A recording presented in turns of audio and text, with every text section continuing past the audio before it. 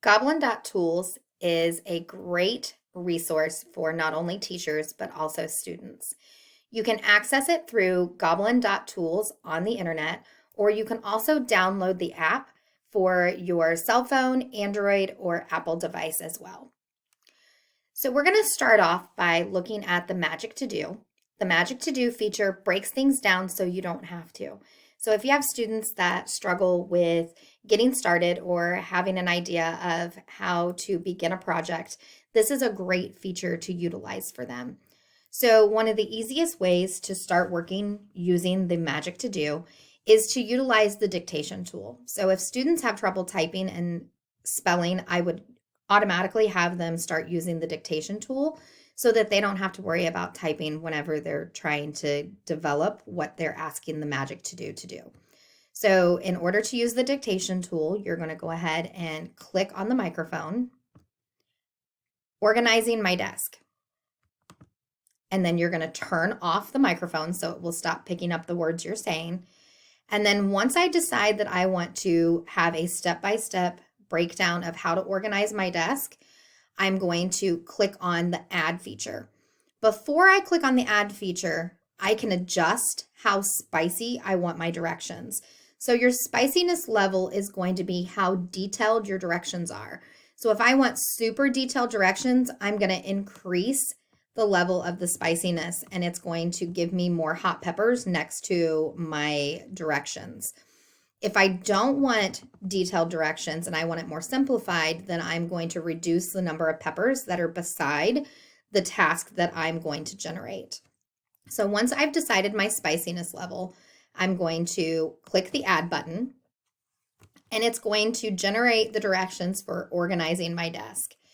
So to see the directions, I'm going to click on the 3 snowmen dots,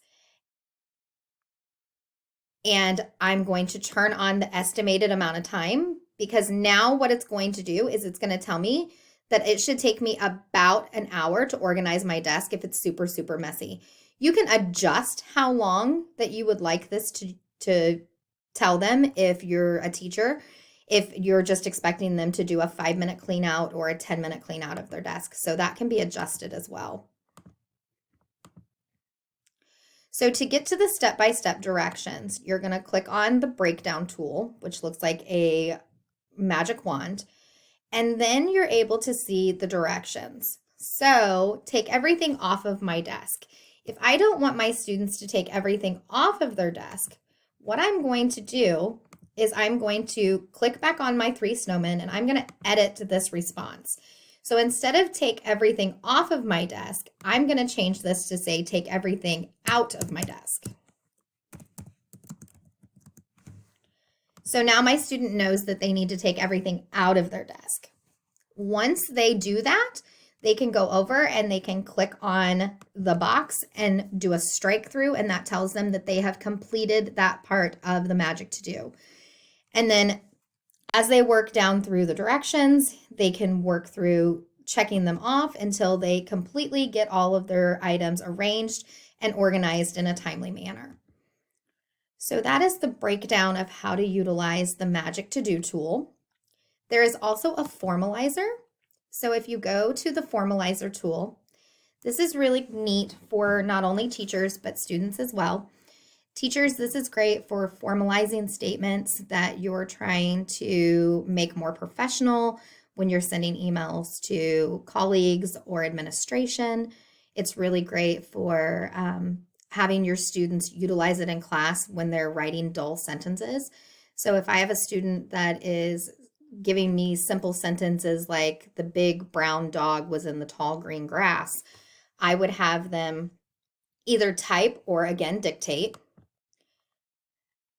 The big brown dog was in the tall green grass, and then turn the microphone off. And then I can utilize this more professional toggle window, and I can make it more polite. I can make it easier to read, more formal, more to the point, less emotional, more passionate, more sarcastic. So I can adjust the way that the Formalizer is going to generate the text for me.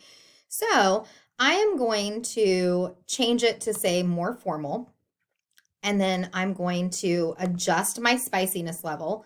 So I want to adjust my spiciness to, we'll say 2 peppers, and then I'm going to convert it.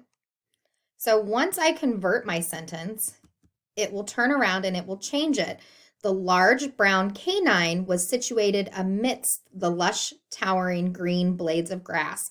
So now it's created a much more detailed sentence for my student to use for inspiration to create their own version of this more formalized way of saying things. This not only teaches your students how to write more detailed, but it also builds vocabulary. So my student can automatically see that instead of using the word dog, it's using the word canine. So canine means the same thing as dog. So it's going to build vocabulary within their writing while they're doing it. So this is a really great feature to utilize in class. But I also do not allow my students to copy directly from the generated text. They're just allowed to use it for inspiration. There is also a judge tool that is great for social situations with students.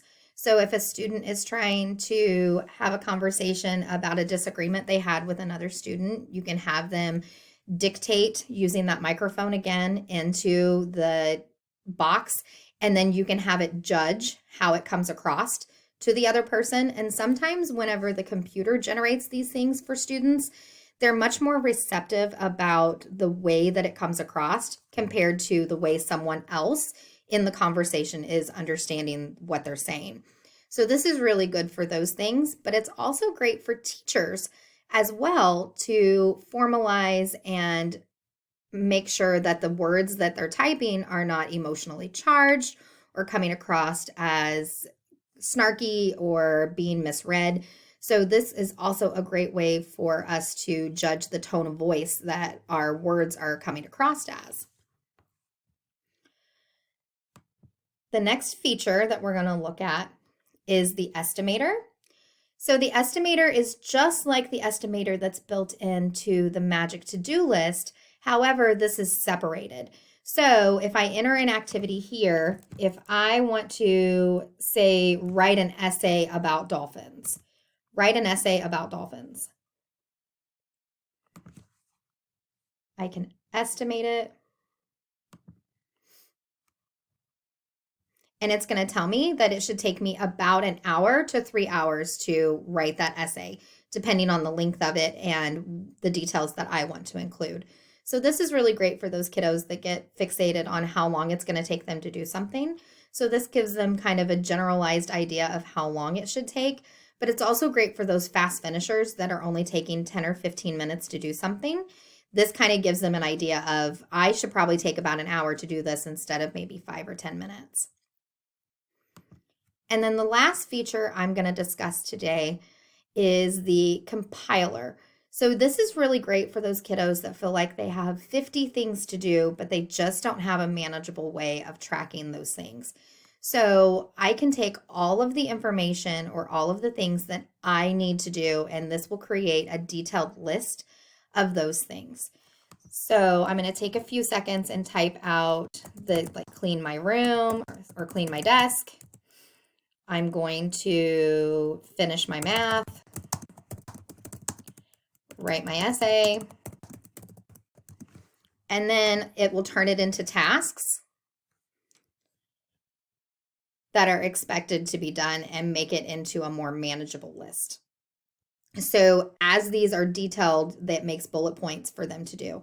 You can also send these results to the Magic ToDo list, and it will give them step-by-step directions to complete each one of these tasks, which is really great, especially for those kiddos that struggle with executive functioning skills.